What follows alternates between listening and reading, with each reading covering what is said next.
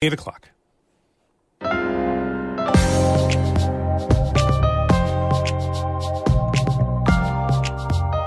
Good morning. This is Northern Light for Wednesday, May 31st. I'm Monica Sandreski. And I'm Todd Moe. People in Akwesasne held 2 marches this month for Missing and Murdered Indigenous Peoples Awareness Month. We'll hear from Margie Skidders, editor of the Indian Time newspaper, who says they want to come alongside victims in support. It's such a big issue. We are here to help. We are here to heal. We are here to help you go through this process of how to deal with this. Also on the show, dozens of dams in the Adirondacks that are considered high hazard. We'll check in with Zachary Matson with the Adirondack Explorer about the risk if they fail. In the event of failure, it would likely cause widespread damage to infrastructure. It would flood businesses and homes and could result in loss of human life and significant environmental damage. Supporters of a bill that would legally give terminally ill people the option to end their lives were at the state capitol yesterday. And we listened back to a story about a bubblegum-style poetry machine in the Adirondacks. All that's coming up on Northern Light. Stick with us.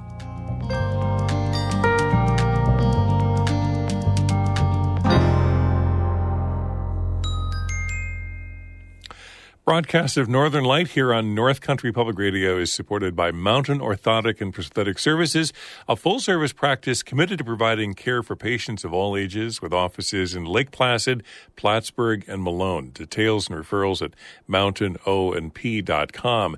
And Blue Seed Studios, a multidisciplinary art center featuring classes for adults and youth, concerts, art exhibits, and more. BLUseedstudios.org.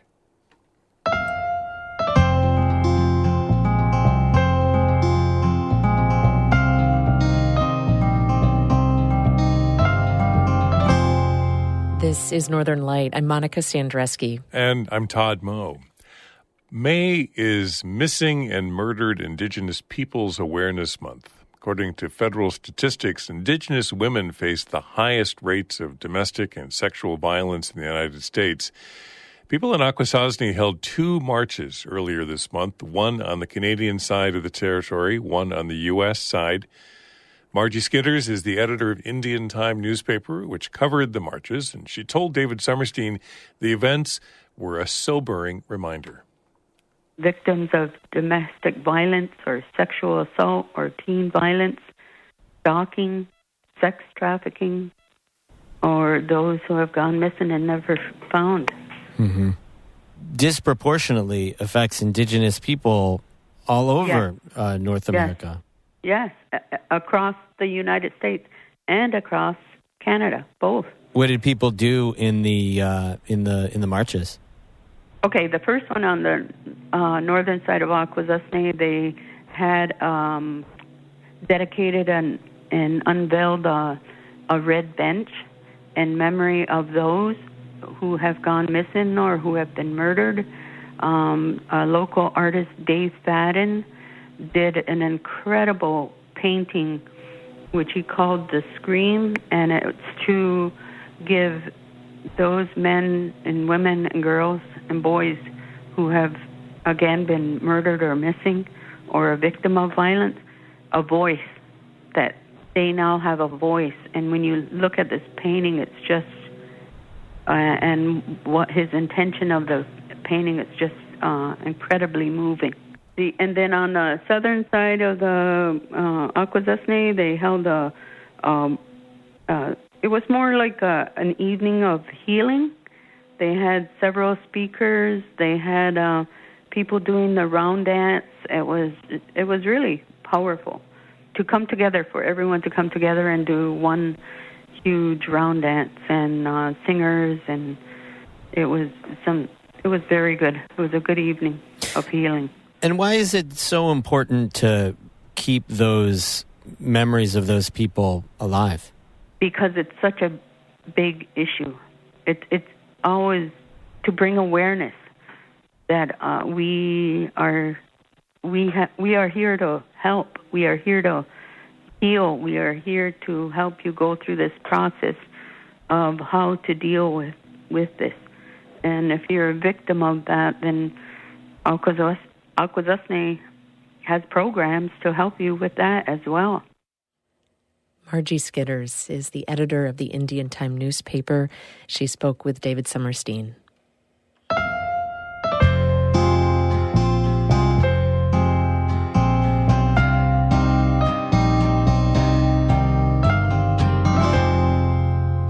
There are dams all over the Adirondacks. Many of them were built more than a century ago by logging companies.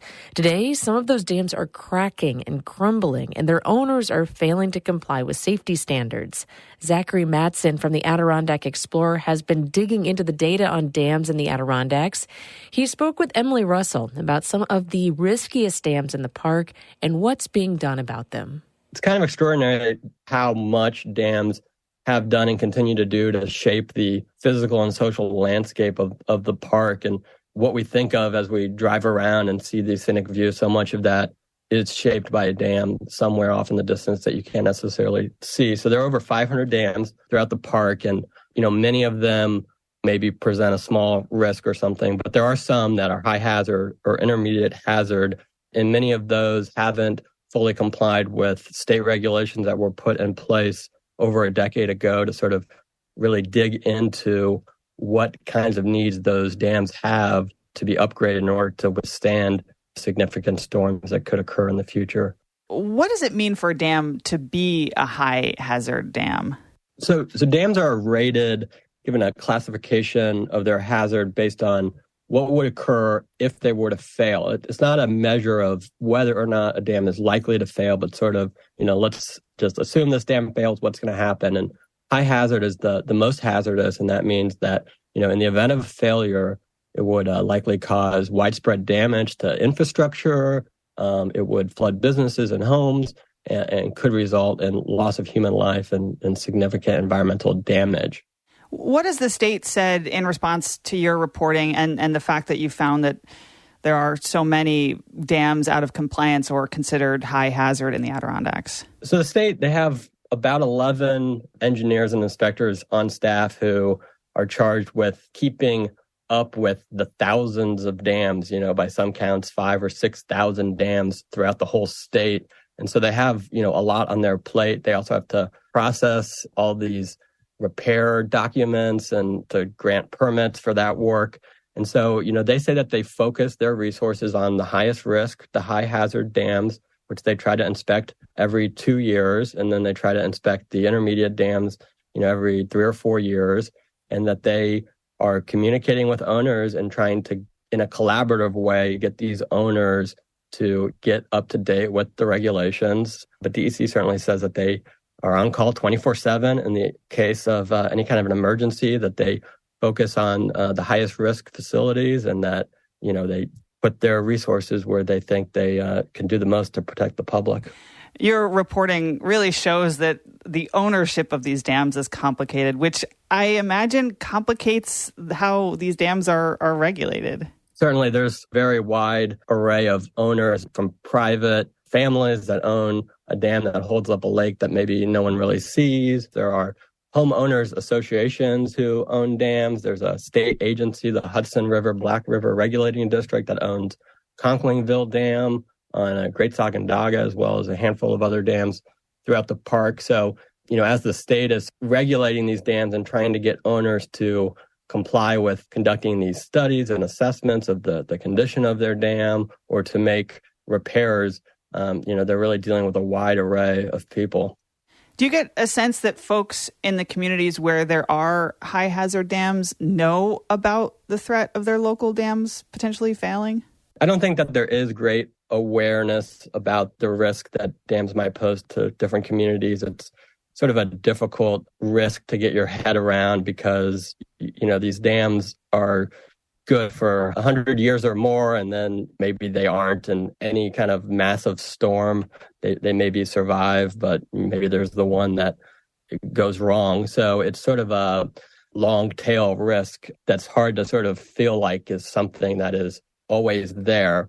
And yet those dams are there, and that risk does exist. So there's certainly more that can be done to communicate and educate the public about the risks these dams may pose in their communities. That was Zachary Matson, a reporter for the Adirondack Explorer, speaking with Emily Russell. You can read more of Matson's reporting on dams and other water issues at adirondackexplorer.org.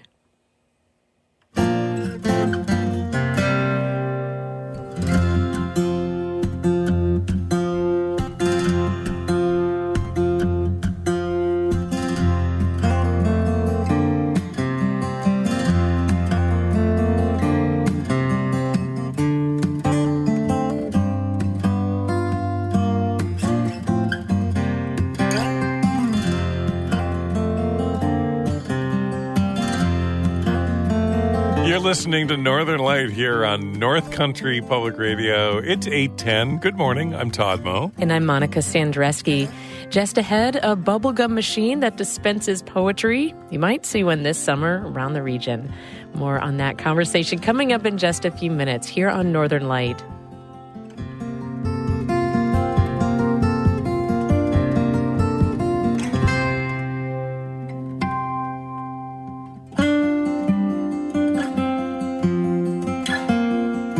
This is music by David Archibald in Kingston, Ontario. And his music is part of our Underscore project. We have a collection of music by folks around our region you can listen to anytime. Check it out at ncpr.org/underscore.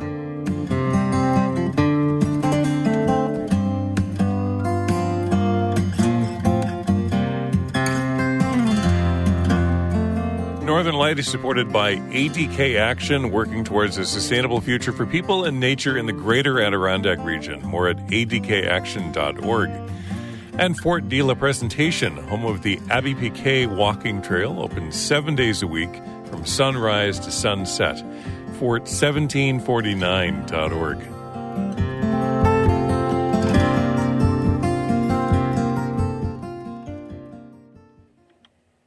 Grape growers across New York won't know until the fall how much damage was done by the late spring frost and freeze a couple of weeks ago. Cornell Cooperative Extension estimates that 30 to 50% of the grape crop was damaged on May 18th. Executive Director of the New York Wine and Grape Foundation, Sam Filler, says it was bad luck and bad timing. The season started earlier this year because we had warmer temperatures in April and the beginning of May. We had what is called bud break, and then the primary shoots out of those buds had started to grow. And once that happens, they're very vulnerable to freezing temperatures. But Filler says there is a chance the vines might recover. There is some optimism that secondary shoots will grow, and they will also have their own fruit sets. We really won't know until late in the summer, early fall, what the harvest is actually going to be like. Some folks may actually be able to salvage their harvest. Still, Filler says enough damage might have been done to meet the threshold for federal emergency relief. Senators Chuck Schumer and Kirsten Gillibrand say they may ask the USDA to approve a crop disaster declaration for grape and apple crops. Filler says the relief would be welcome because not all growers have crop insurance. There's a lot of upfront investment that growers have made that they're going to have to kind of eat that cost now because they're not necessarily going to have the income from selling their grapes at the end of the season that they would have expected during a normal harvest. New York is the third largest grape-producing state in the nation with an estimated 100,000 jobs and a $6.5 billion economic impact. Supporters of a bill that would legally give terminally ill people the option to end their lives were at the Capitol yesterday. As Karen DeWitt reports, they made a last-minute pitch to lawmakers who are still on the fence over the issue. Advocates stood in an underground passage to the Capitol in front of memorial posters lined up against the wall. The posters feature the stories of loved ones who they say died suffering because they did not have the medical option to end their lives. Corinne Carey, the campaign director for the measure, known as Medical Aid in Dying, says the bill could change those outcomes. New York's Medical Aid in Dying Act would allow someone who's terminally ill to ask their physician for a prescription for medication that they can take at a time of their choosing or never, should their suffering become unbearable. Opponents, including the Catholic Church, say it's wrong for someone to facilitate their own death, even if they are in the final stages of life. Some groups that advocate for people with disabilities worry that the law could be misused to end their lives prematurely. Carrie says the bill has built-in safeguards to prevent abuse, including confirmation from 2 doctors of the terminal illness that has to be incurable and irreversible, and they have to make the request in writing and orally. And she says no one, not a family member, hospice worker, or healthcare proxy, can make that decision for them. Melissa Milch is the daughter of Dr. Robert Milch, a hospice care physician. She says she grew up hearing stories from her father about the suffering endured by many of his patients in their final months and weeks of life. Milch says her father, through his practice, viewed medical aid in dying as a natural extension of end-of-life options that patients should have.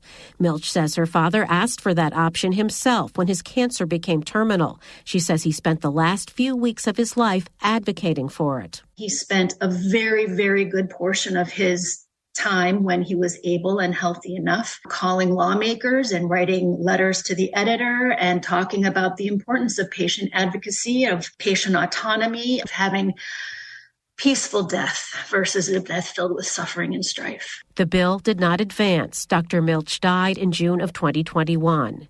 Carrie and other advocates take hope from 2 amendments to the bill released in the past few days. One would require that both witnesses who signed the request be unrelated to the patient. It originally required only one to be unrelated. Another amendment would require that the attending doctor, as well as the state health department, provide educational material on alternatives like hospice and palliative care. Carrie says they will try in the final 2 weeks of the session to garner the votes needed for the measure to pass. There's a world of time between now and June 9th. In Albany terms, if they have the will to do it, it can get done. The neighboring state of Vermont recently updated its medical aid in dying law to allow people from other states, including New York, to access the procedure.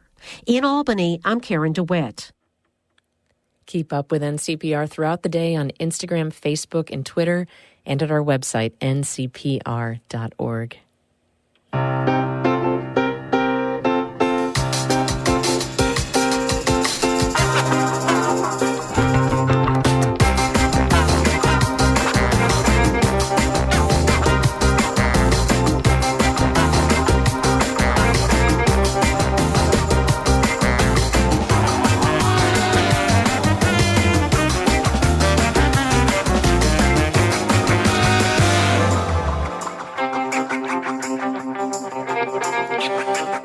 You are listening to Northern Light here on North Country Public Radio. I'm Todd Moe. And I'm Monica Sandreski.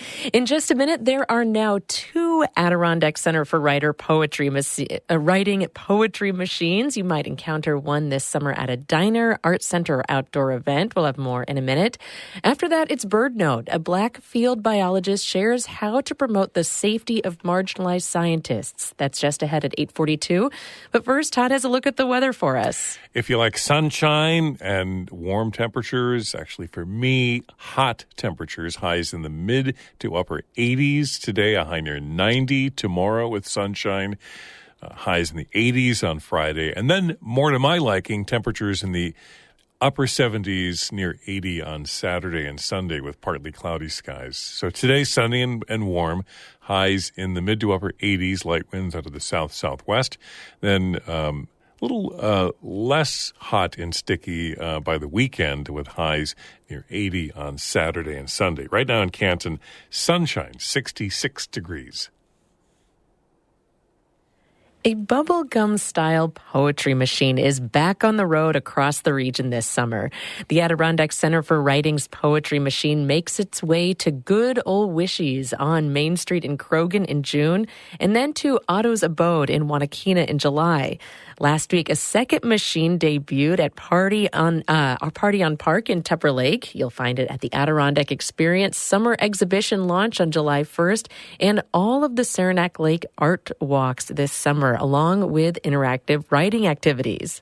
Yeah, so this repurposed bubblegum-type vending machine is filled with capsules containing poetry from writers around the world, and you won't need a quarter, as the poems are free. The idea came from Aaron Dorney, visiting writer at the Adirondack Center for Writing. Each month, the machine will move to a new location in the region and be restocked with new poetry or writing prompts. She says the response at Chef Daryl's Mountain Diner in Blue Mountain Lake earlier this year was encouraging.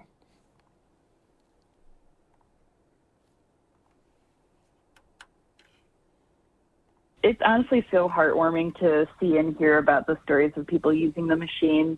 The day that we put it into Chef Daryl's, we were sitting there kind of all chatting in the corner, and there were these two men sitting at the counter of the diner eating their lunch, and they were like, you know, they had like kind of like that construction worker look. They had paint all over their clothes, and they were just kind of like looking at their phones and eating their lunch.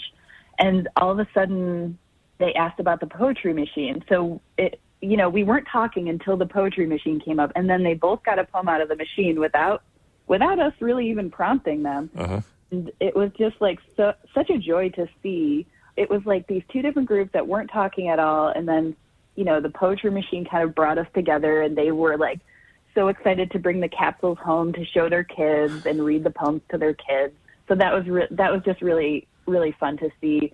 We've had a lot of positive reactions on social media as well, and I know Chef Daryl posted on his Facebook page a couple days ago some great pictures of people of all ages, and you can see at their diner booth the capsules are sitting on the table.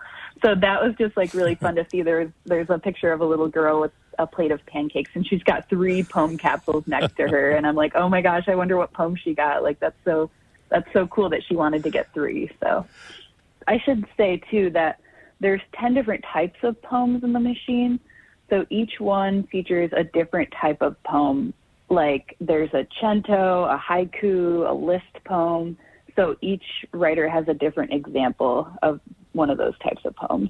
You also have contributed, and tell me about erasure and cut-up poems. Yeah, so I have 2 poems in the machine, and the ones I have are erasure and cut-up, and that's the type of art that I personally do. My writing is more kind of experimental poetry, so I was thrilled to have this opportunity to create some work for the machine. So erasure is the type of poetry where you take an existing text. So it could be a school book, it could be a pamphlet from your doctor's office, it could be a piece of junk mail you get, and you remove, like through redaction, you remove most of the words of the existing text, and the words that you don't remove make the poem. So you can black them out with a Sharpie, or you can, cross them out with a marker, or sometimes people just skip over those words and retype the poem without them. Uh-huh. That's what erasure is. It's also known as blackout poetry, more colloquially.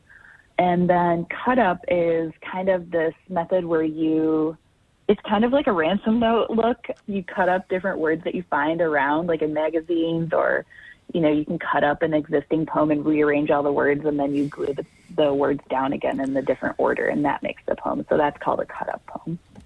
I think that's so cool. I love the fact that this isn't just one type of poetry that you'll get out of the machine, but you could get any number of different styles. That's really cool. Yeah, at the beginning I had kind of like this, get them all type of idea where you could collect all 10 different types. That became a little unwieldy, so we kind of abandoned that. But one of the other things that I do with my personal art practice is I make a lot of zines, and I really love book arts and things like that. I know that that's something that you're into as well. And so each poem, when you open it, it looks like a little book, and as you unfold it, more information is revealed. That was a really fun part for me in making this machine, was like kind of figuring out the dynamics of what those little zines inside the capsules look like, and how the experience of unfolding them and kind of the poem being revealed to you with an explanation of the type of poem you're looking at. I also love the idea, Erin, that you don't need a quarter. That you are making this poetry, you are making this art available to everyone. Definitely. That was a big thing from the beginning. We wanted to make this as accessible as possible. Even in terms of when I was selecting the poems, I looked at, for the haiku, I looked at like 20, 30 haikus and tried to find one that had accessible language. I don't want to turn anyone off from poetry with this project. I want to welcome them in, and a lot of the decisions that we made for the machine, I think, underscore that emphasis of just wanting to be open and accessible and transparent. At this point, you're inviting folks to check out the website as well, and you can see a list of the writers and how this works. And if you're interested in hosting the machine for a month in your venue or your community, you can contact the Adirondack Center for Writing about that. And plus, you're also hoping to repurpose more of these machines. So that's kind of the next step. Yeah. And, if there's enough interest, I could see us having a whole team of these machines. And, they're kind of sent out to different locations throughout the park, like maybe at a rest stop or something, where you really wouldn't expect it. We really want to put this in places that, everyday people are going. It's not, you don't have to go to an arts center to see it, although you might. It's in your everyday path. Like maybe it's at the post office or maybe it's at your bank. It's where you wouldn't expect to find poetry, because I think that going back to the accessibility aspect of this project, I'd love people who would never think to pick up a book of poetry to take a chance on the machine. Erin Dorney is visiting writer at the Adirondack Center for Writing. She says the Poetry Machine is made possible through support from Central Rebuild New York's Artist Employment Program. And you'll find more information about the 2 poetry machines this summer in our region.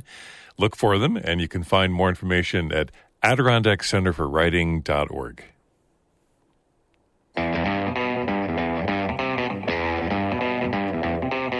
We're going off on music to get pumped by. This is Let's Go by Laura Hope and the Arctones.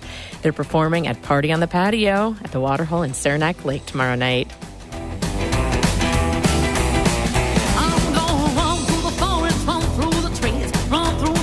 Let's go.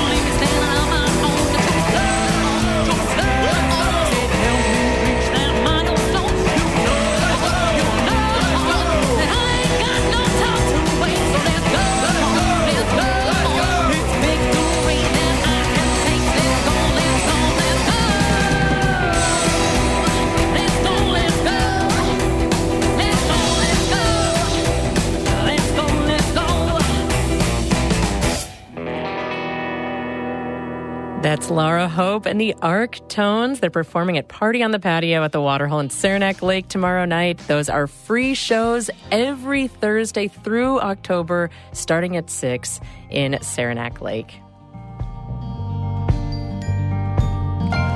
That's Northern Light for this last day of May. I'm Todd Moe. And I'm Monica Sandreski. Be well.